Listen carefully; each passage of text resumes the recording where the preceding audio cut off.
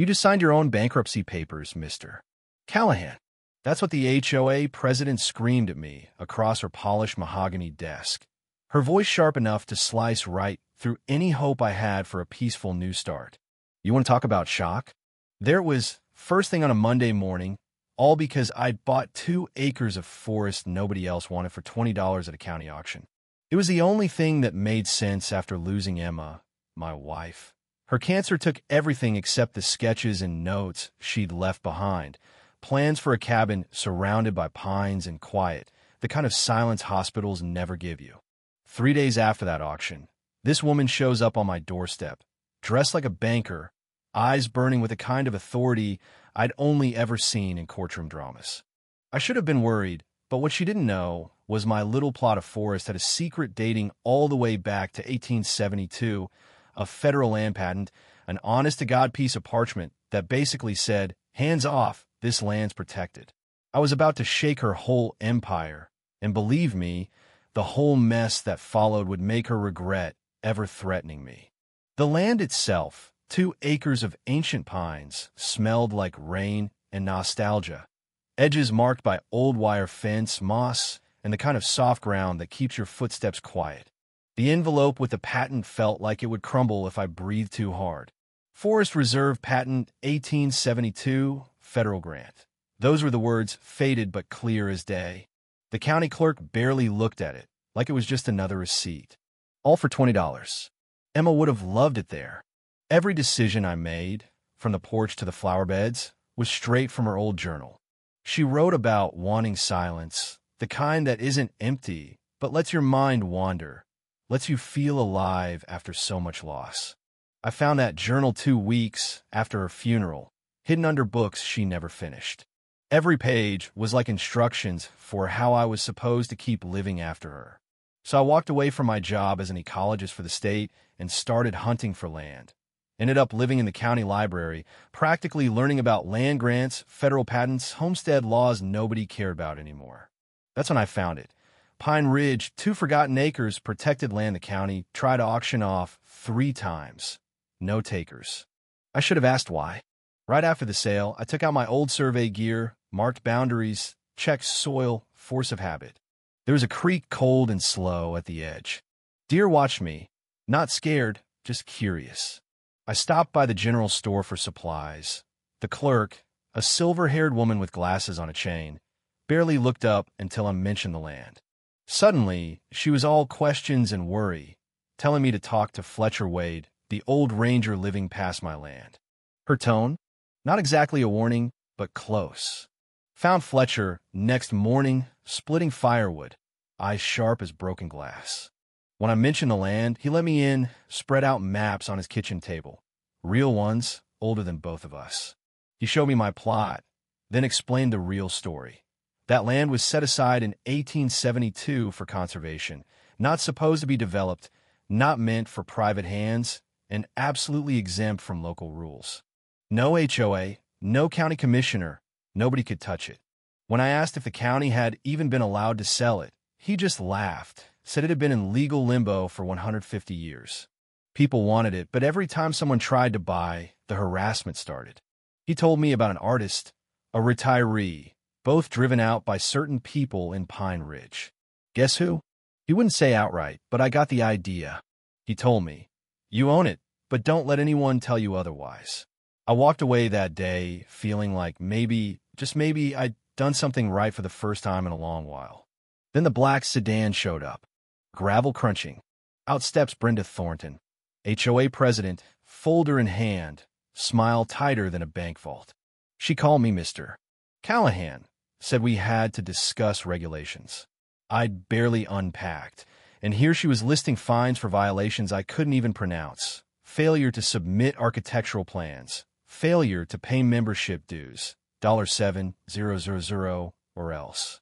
I told her as politely as I could, my land was federal, exempt from all this. Her smile got even colder.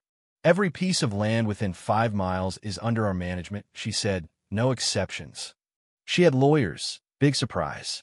Told me I had 7 days to make the right choice. After she left, I stood there so mad my hands shook. Not from fear, No, this was something deeper. I realized real quick it wasn't about rules. It was about power, about making sure I knew I wasn't welcome.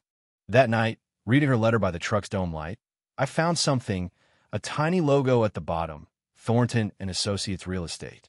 I searched them online and nearly dropped my phone. Brenda's company had been buying up every property around my 2 acres, all dirt cheap, all after the owners mysteriously sold. On a map, it was a circle with my land dead center. I could dug deeper at the records office next day.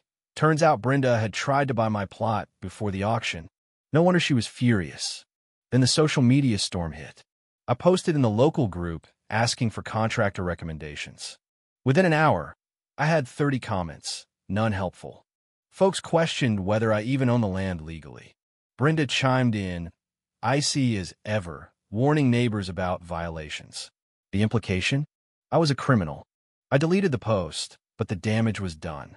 Even Fletcher messaged me, just 3 words, told you so. He explained Brenda and her company had harassed 2 other owners off Old Mill Road until they sold for pennies. Why? Because she was building something big and my land was in the way. I checked the planning board filings and felt sick. Her $45 million Pine Ridge luxury resort and spa needed 15 acres, and my 2 sat right in the center. No me, no resort. Everything made sense then.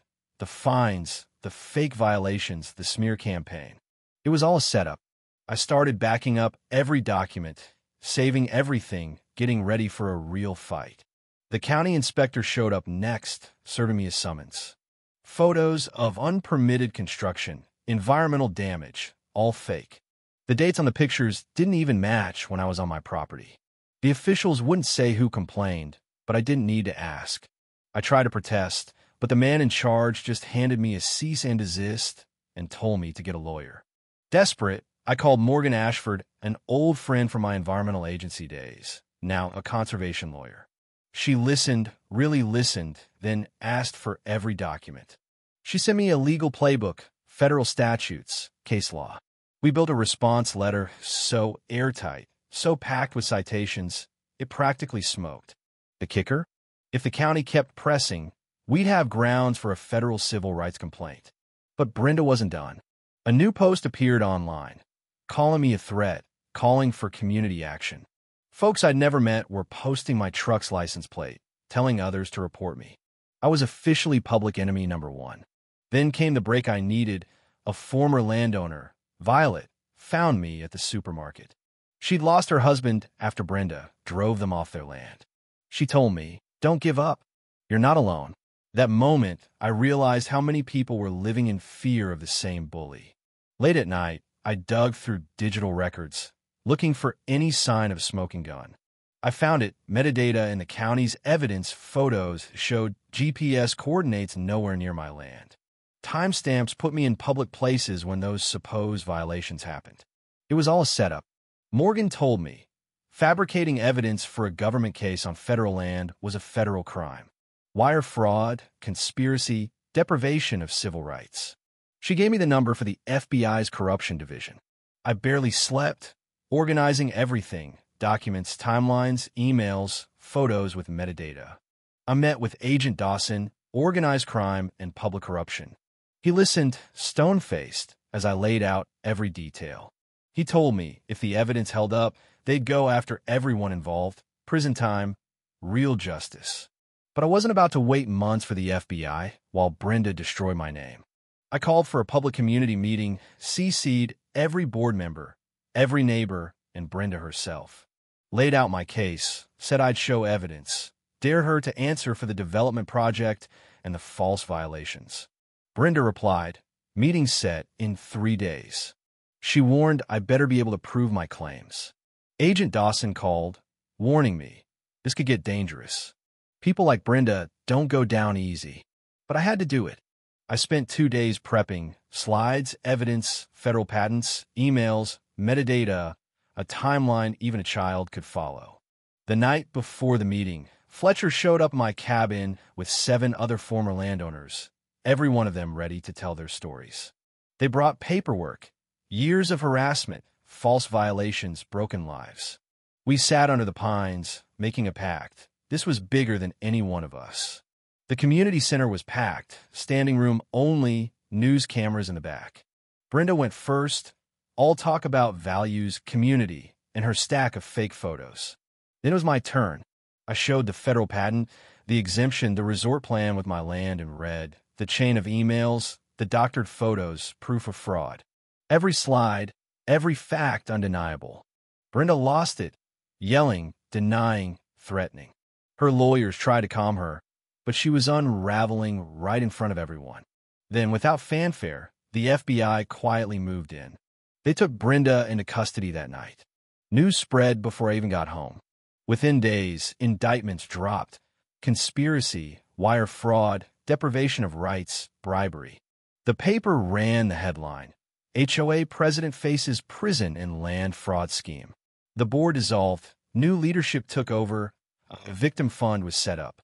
Families who'd lost their land were offered a chance to buy it back. The resort project? Gone. Investors fled. Thornton and Associates. Bankrupt. My land became the Callahan Nature Preserve, protected forever. I worked with environmental groups, built Emma's cabin with help from my new friends. Every day, I passed the sign, dedicated to Emma, for those who stand for what's right. Morgan started her own law firm, specializing in cases like mine. She asked if I'd help as a consultant. I said yes. On Emma's anniversary, I planted wildflowers for her, a promise kept. For the first time in years, I felt peace. They say justice takes too long or costs too much. Sometimes it does, but sometimes it arrives just in time to remind you that truth still matters. What about you? If your community turned on you, if the law bent for the powerful, would you stand up or walk away? Drop your thoughts below. Let's hear your stories, your battles, your wins and losses. Because as long as we keep talking, keep fighting, maybe, just maybe, justice stand a chance.